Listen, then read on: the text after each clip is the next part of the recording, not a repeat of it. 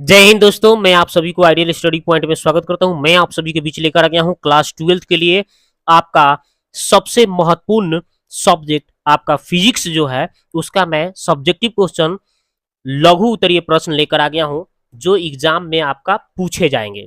ठीक है, तो मैं यहाँ पे लगभग 100 क्वेश्चन कराएंगे।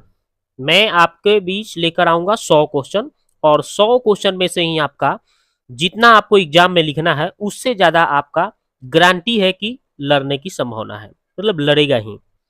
तो चलिए आज मैं फर्स्ट वीडियो इसका लेकर आया हूं और इस वीडियो में मैं आपको 20 क्वेश्चन कराऊंगा। ठीक है, इसी तरह से 20-20 क्वेश्चन का हम क्या करेंगे, वीडियो लेकर आएंगे और आपको उस वीडियो को देखना है और अच्छी तरह से शुरू से अंत तक देखकर उसको राइट डाउन कर लेना है और अपना नोट्स तैयार कर लेना है और इसी को पढ़ के जाना है। आपको कुछ टेंशन नहीं है, मात्र इस 3 महीना के अंदर आप इसको कंप्लीट कर लेंगे। आसानी से 100 क्वेश्चन आप कर सकते हैं और बहुत ही आसान भाषा में लिखा गया है और अपने भाषा में ये लिखा गया है। तो चलिए स्टार्ट करते हैं, इसको देखते हैं। तो पहला क्वेश्चन है कि स्थिर वैद्युतिकी क्या है। तो भौतिक विज्ञान की वह शाखा जिसके अंतर्गत हम स्थिर आवेश एवं उनके प्रभावों का अध्ययन करते हैं तो उसे ही स्थिर वैद्युतिकी कहते हैं। ये 2 नंबर में क्वेश्चन आ सकता है। चलिए आगे देखिए, ये देखिए क्वेश्चन, आवेश क्या है, इसका ऐसा ही मात्रक और बीमा लिखें। तो जब दो वस्तुओं को आपस में रगड़ा जाता है तो उनके बीच आकर्षण या प्रतिकर्षण का गुण आना ही आवेश कहलाता है। ठीक है, बहुत ही आसान भाषा में लिखा गया है। इसका ऐसा ही मात्रक कूलम होता है। ठीक है, और इसका बीमा एटी होता है या फिर आईटी होता है। ठीक है, आगे देखिए अगला क्वेश्चन है, आवेश का क्वांटमीकरण से आप क्या समझते हैं। बहुत वीवीआई क्वेश्चन है। तो इसका आंसर देखिए, किसी वस्तु पर आवेश Q बराबर प्लस माइनस एनी समीकरण द्वारा व्यक्त किया जा सकता है, जब व्यक्त किया जाता है किसी भी भौतिक राशि के इस प्रकार असंतत पैकेटों में होने वाली क्रिया को आवेश का क्वांटमीकरण कहते हैं। ओके, सिंपल है। आगे देखिए, आवेश का संरक्षण सिद्धांत क्या है। तो किसी विलगित निकाय के भीतर कुल आवेश संरक्षित रहता है चाहे स्थिर रहता है। आवेश को न तो उत्पन्न किया जा सकता है और न ही नष्ट किया जा सकता है, केवल संरक्षित रखा जा सकता है। इस तरह से लिख देंगे। अगला सवाल देखिए, आवेश के 2 मौलिक गुणों को लिखें। तो देखिए 2 ही आपको लिखना है लेकिन हमने 5 बता दिया है ताकि आप इसमें से कोई भी 2 को याद कर लीजिए। ठीक है, 2 ही आपको वहां पे लिखना है। तो आवेश के 2 गुण, आवेश संरक्षित रहता है, आवेश योगात्मक होता है, आवेश का क्वांटमीकरण होता है, सजातीय आवेश एक दूसरे को प्रतिकर्षित करते हैं, विजातीय आवेश एक दूसरे को आकर्षित करते हैं। तो इसमें से कोई भी 2 को लिख लीजिएगा क्या, आसानी से। ठीक है, ये आसान 2 ही लिख दीजिएगा। ओके, चलिए आगे देखिए, कूलॉम के नियम के सीमाओं को लिखें। तो देखिए कूलॉम के नियम के सीमाएं निम्नलिखित है। पहला, यह केवल बिंदु आवेशों के लिए मान है। दूसरा, यह केवल स्थिर आवेशों के लिए मान है। तीसरा, यह माध्यम के प्रकृति पर निर्भर करता है। यह नियम सार्वत्रिक नहीं है। तो बस इसमें से 3 ही लिखना है, जैसे मैंने लेकिन 4 बता दिया हूं। ठीक है, आगे देखिए, विद्युत बलों के लिए अध्यारोपण सिद्धांत को लिखें। तो सिंपल है, किसी भी आवेश पर कई आवेशों के निकाय द्वारा लगने वाला कुल बल अलग अलग आवेशों द्वारा लगने वाला बल के सदिश योगफल के बराबर होता है। अर्थात आप लिख सकते हैं F vector equal to F1 plus F2 plus F3 dot F4 तक। ओके, और इस तरह से आप चित्र बना सकते हैं। ओके, चलिए आगे देखिए, अगला सवाल है, स्थिर बलों के लिए कूलॉम के नियम को लिखें। कूलॉम के नियम बहुत मोस्ट इंपॉर्टेंट है। देखिए तो मैंने लिखा है, कूलॉम के नियम के अनुसार 2 स्थिर बिंदु आवेशों के बीच लगने वाला बल उन आवेशों के परिणामों के गुणनफल के समानुपाती तथा उनके बीच के दूरी के वर्ग के व्युत्क्रमानुपाती होता है। बहुत ही सिंपल भाषा में लिखा गया है। अर्थात F समानुपाती Q1 इंटू Q2 एवं F समानुपाती 1/r²। दोनों को मिला के एक सूत्र बनाया जाता है, F बराबर 1/4 pi not equal Q1 into Q2/r²। Okay, आगे देखिए, स्थिर विद्युत क्षेत्र की तीव्रता। विद्युत क्षेत्र की तीव्रता क्या है, बहुत ही इंपॉर्टेंट क्वेश्चन है। विद्युत क्षेत्र की तीव्रता क्या है, इसका ऐसा ही मात्रक और बीमा लिखे। तो देखिए बहुत ही आसान भाषा में लिखा गया है कि विद्युत क्षेत्र में किसी बिंदु पर रखा एकांक धनावेश जितने बल का अनुभव करता है उसे उस बिंदु पर विद्युत क्षेत्र की तीव्रता कहते हैं। सिंपल है। इसका ऐसा ही मात्रक क्या होगा, तो न्यूटन प्रति कूलम। ठीक है, इसका बीमा क्या होगा, ml t inverse 3 a inverse 1। Okay, आगे देखिए विद्युत क्षेत्र क्या है, तो सिंपल भाषा में एकदम लिखा गया है कि वह क्षेत्र जहां तक विद्युत का प्रभाव बना रहे उसे विद्युत क्षेत्र कहते हैं। सिंपल भाषा में है। आगे देखिए विद्युत क्षेत्र रेखाएं क्या है, इसके दो गुणों को लिखें। देखिए बहुत ही आसान भाषा में बताया गया है।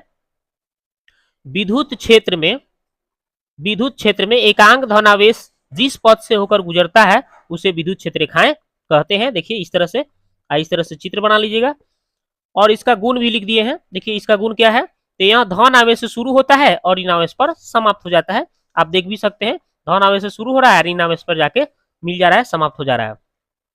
और ये विद्युत क्षेत्र रेखाएं एक दूसरे को कभी नहीं काटती है, ये भी बात याद रखिएगा, ये एक दूसरे को कभी नहीं काटती है।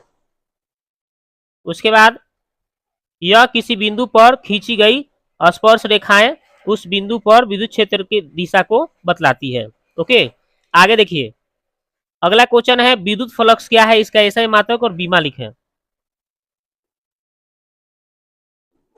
चलिए आगे देखिए अगला क्वेश्चन है कि विद्युत फ्लक्स क्या है, इसका ऐसा ही मात्रक और बीमा लिखें। तो सिंपल भाषा में लिखा गया है कि विद्युत क्षेत्र में स्थित किसी पृष्ठ से अभिलंबवत गुजरने वाली कुल क्षेत्र रेखाओं की संख्या को ही विद्युत फ्लक्स कहते हैं। सिंपल भाषा में है। और इसका ऐसा ही मात्रक हो जाएगा न्यूटन मीटर स्क्वायर प्रति कूलम या वोल्ट मीटर भी बोलते हैं। और इसका बीमा ml q t inverse 3 a inverse 1। और विद्युत फ्लक्स का ये सूत्र होता है, याद रखिएगा। ओके, इसमें वेक्टर लगा दीजिएगा दोनों पे, ठीक है, वेक्टर इस पे दोनों पर लग जाएगा। आगे देखिए गॉस पर में क्या है, देखिए सिंपल भाषा में तो किसी विद्युत क्षेत्र में बंद तल से होकर गुजरने वाला कुल विद्युत फ्लक्स, यहाँ पे कुल छूट गया था तो कुल लिख दिए हैं, कुल विद्युत फ्लक्स तल के भीतर उपस्थित कुल विद्युत आवेश का 1/0 गुना होता है। ठीक है, बस इतना लिख देना है आपको, उसी को गॉस पर में बोला जाता है। ठीक है ना। और विद्युत फ्लक्स का जो अर्थात में हो जाएगा विद्युत फ्लक्स फाई बराबर Q इंटू 1/0। ठीक है, जहां नॉट इप्सिलॉन जो होता है, इप्सिलॉन नॉट मुक्त आकाश की परावैद्युतता होती है। आगे देखिए अगला विद्युत विभव क्या है, इसका ऐसा ही मात्रक लिखें। तो देखिए सिंपल भाषा में एकांक धनावेश को अनंत से विद्युत क्षेत्र में किसी बिंदु तक लाने में जितना कार्य किया जाता है उसे ही उस बिंदु का पर क्या कहा जाता है, विद्युत विभव कहा जाता है। इसका ऐसा ही मात्रक हो जाएगा जूल प्रति कूलम, है ना, ऐसे भी लिख सकते हैं जूल प्रति कूलम। ठीक है, और इसी को लोग वोल्ट कहा जाता है, यानी विद्युत विभव का मात्रक वोल्ट कहिएगा। और विद्युत विभव का अगर बीमा कोई पूछता है तो ml square t inverse 3 a inverse 1। आगे देखिए समविभवी तल क्या है, सिंपल भाषा में लिखा गया है कि विद्युत क्षेत्र में वह तल जिसके प्रत्येक बिंदु पर विद्युत विभव का मान क्या हो, समान हो, उसे समविभवी तल कहते हैं। आगे देखिए विद्युत द्विध्रुव क्या है, जब बराबर परिमाण के दो विजातीय आवेश एक दूसरे को अल्प दूरी पर रखा जाए तो इस प्रकार से बने निकाय को विद्युत द्विध्रुव कहते हैं। सिंपल भाषा में है। आगे देखिए विद्युत द्विध्रुव आघूर्ण क्या है, इसका ऐसे मात्रक बीमा लिखे।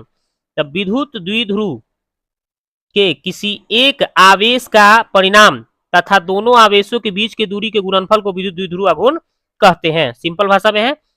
और इसका ऐसा ही मात्रक हो जाएगा कूलम मीटर।